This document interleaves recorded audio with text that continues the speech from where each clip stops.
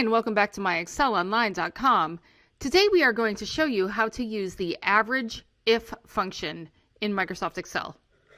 So by the end of this video, we are hoping to show you how I can do an average units sold, but only if the manufacturer is Ford. Also, we will have some additional training options for you at the end of this video, so stick around for that. So for this demo, I'm going to click into cell F2, and I'm going to type equals average if with a left parenthesis. And the first argument I'm going to be prompted for is the range. And this range is where the data is that I wish to specify only a certain category. So in this case, I'm going to click column A for manufacturer, because this is the column where I wish to pull out only the Fords. And then I'm going to type a comma. And my next argument is criteria. So in this case, in double quotes, I could just type Ford, close my double quotes, and then type a comma. And then my final argument is an optional argument, but this is the location of the values that I wish to average.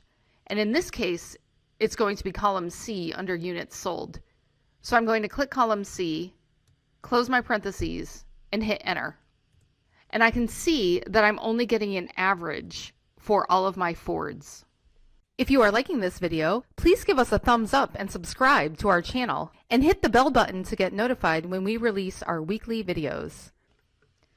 But if I click back in F2, see where I typed Ford in the double quotes? Well, I could put in the value of a cell instead of a typed in value.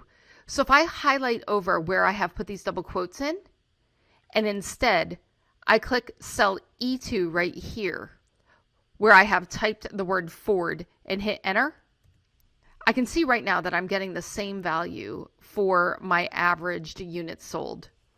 However, if I go into this field where it says Ford and I now type Toyota and hit enter, I can see that my average is being changed based on whichever manufacturer I have typed in E2.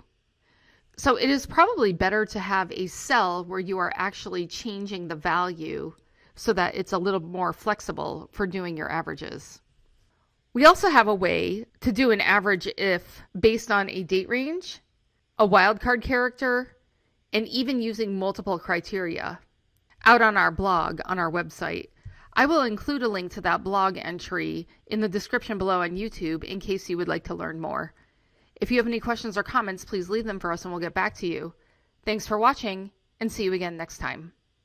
If you want to learn more about Microsoft Excel and Office, join our Academy online course and access more than 1,000 video training tutorials so that you can advance your level and get the promotions, pay raises, or new jobs. The link to join our Academy online course is in the description. If you like this video, subscribe to our YouTube channel. And if you're really serious about advancing your Microsoft Excel skills so you can stand out from the crowd and get the jobs, promotions and pay rises that you deserve, then click up here and join our Academy online course today.